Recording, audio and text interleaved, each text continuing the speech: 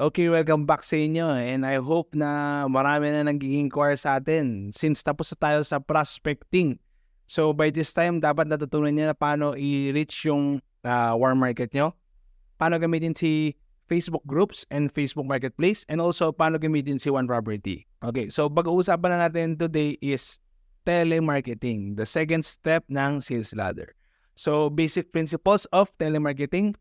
Ang topic sa atin today is what is telemarketing, of course, the types of telemarketing, truth about telemarketing, and 4 types of client behaviors. Alright?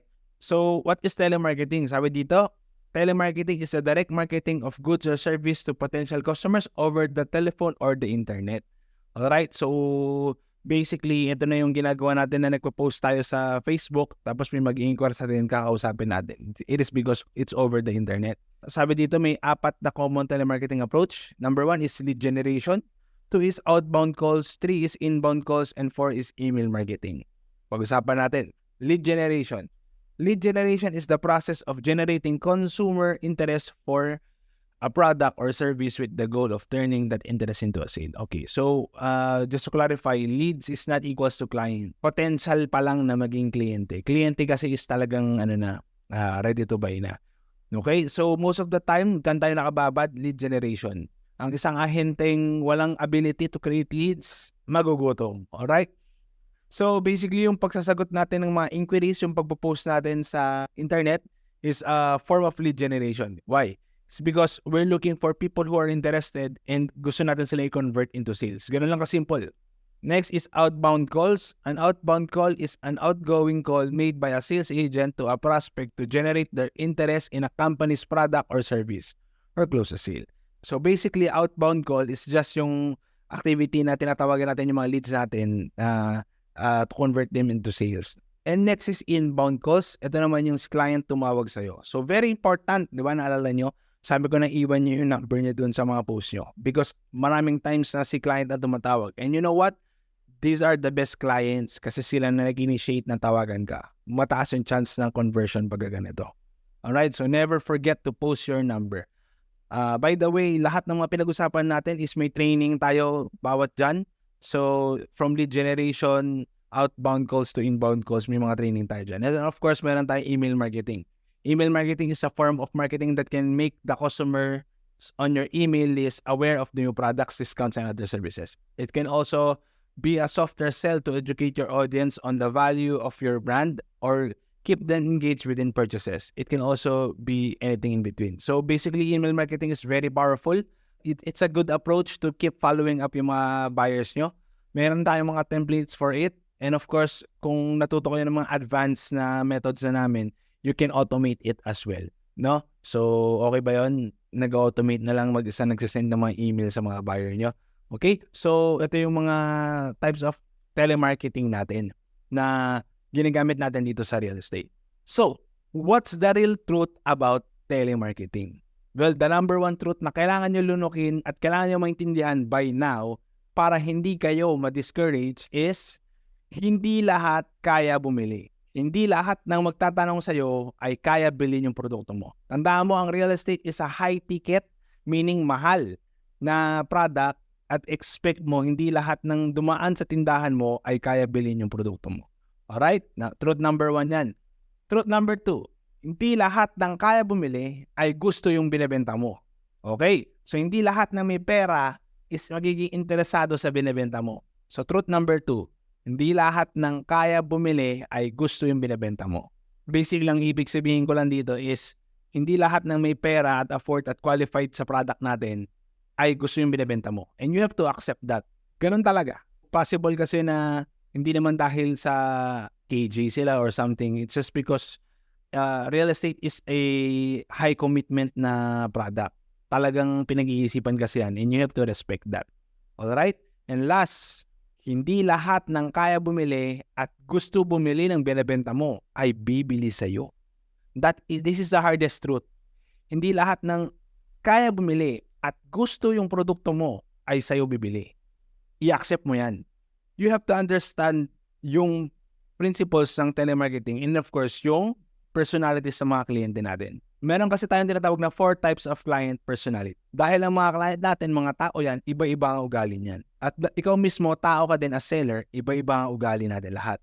Yung relation natin with our clients is really what sells, no? Sabi nga nila, no, people don't buy from companies, but they buy from personalities. So, ganoon din dito sa atin. Kasi people buy from the people they trust.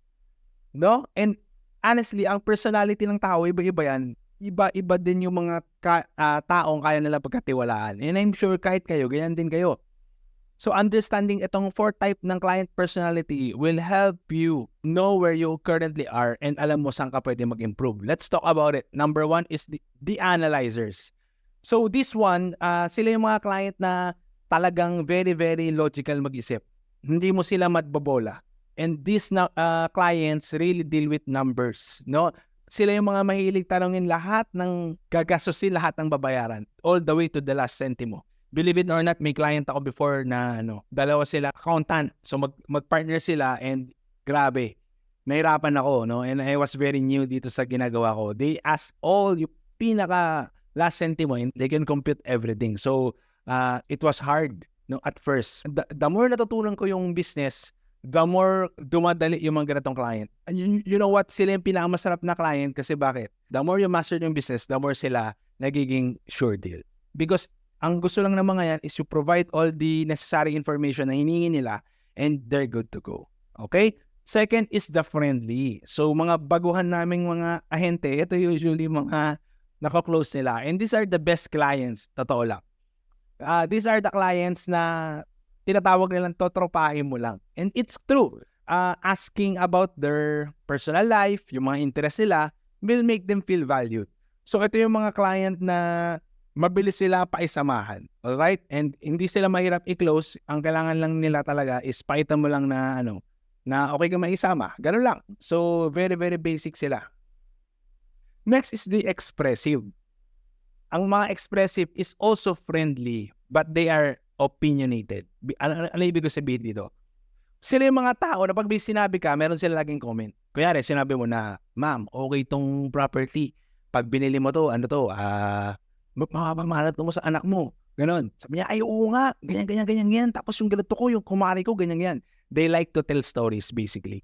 These are the expressive, no? So, eto mas mahaba lang kailangan, pasensya mo. Bakit? Kasi, they value if pinahinggan mo yung mga kwento nila. They are very respectful, but they also expect na i-respect mo rin sila. Minsan kailangan mo lang sumakay sa kwento nila. Alright? The last, and yung pinaka wini-wish kong hindi nyo sana pagdaanan, lalo na pagbaguhan kayo, is the drivers. These are the people who are opinionated, but at the same time, very manipulative. Ito yung mga client na kailangan lagi may ex-deal. Yung hihingi ng aircon sa'yo bago mag-book, hihingi ng komisyon. These are the people grabe silang mag-control, babalik ta rin kanila. Ito yung mga mapanlamang na tao. Basically, meron pa rin ganyan as client. So, paano mo sila i-handle? Ang rule sa mga ganito, if na-detect mo sila, is basically, you just give what they need to know. Hindi ka pwede magsabi ng kung ano. Hindi ka pwede mangako ng kung ano. You have to be very careful kung kakausapin mo yung mga ganitong tao. No? So, para sa akin, ito yung pinaka-difficult na i-handle. It's because it requires a lot of confidence, knowledge, and of course, composure. The 4 client personality. Tatlo dito, totoo lang, analyzers, friendly, and expressive. Mabilis lang sila i-close. Especially friendly and expressive. Analyzers will just require a little bit of work and through time, through experience, mabilis sila i-close. Alright? So, this is the other truth of telemarketing. The good news is, merong client para sa'yo. With your current skill, with your current personality, meron siguradong client na swak sa personality mo. And number 2, throughout experience, mas magiging flexible ka to handle other personality. Just like sinabi ko kanina, lahat naman ng mga client na to, eventually, pag gumaling ka, you will be able to handle them. Alright? Number 3, be ready if natapat sa'yo yung client na pasok sa set of skills mo and personality mo. Just make sure that when you're doing telemarketing at nasa space ka of telemarketing, you're always ready to handle yung mga people na alam mong kaya mo i-close. I'm not saying na wag mo i-handle yung mga hindi mo kaya i-close. It's part of yung learning process no? So talagang ang pinaka masasuggest ko is you do your best. Alright? And don't take anything personally. Kung hindi sila kumuha sa'yo, okay, yak. Huwag kang malulungkot. Number 4 kasi is you have to enjoy the process. Sales is a very challenging na thing to learn but it is very rewarding. As long as alam niyo yung mga truths na to, hindi kayo madi-disappoint because you know what to expect. And rejection, normal yan. May nagtanong nga kay Jordan Belfort, no, The Wolf of Wall Street. Tinanong siya, no, what makes a great salesperson? Hindi niya sinabi yung kailangan marami siyang benta, kailangan marami siyang napapapuntang client, kailangan marami siyang awards, no? Hindi raw yun yung sukatan ng magaling na hente. Ang sabi ni Jordan Belfort, one of the greatest salesperson who ever lived. Sabi niya, no, the person who can handle the most rejection is yung mas magaling na hente. So yun yung sinabi niya, alright? The truth about telemarketing, again, is you will get rejected a lot. But the good news is, merong client para sa'yo. So next topic natin, I will discuss about lead generation, kung paano nyo kakausapin yung mga client nyo sa internet. Alright? So see you there.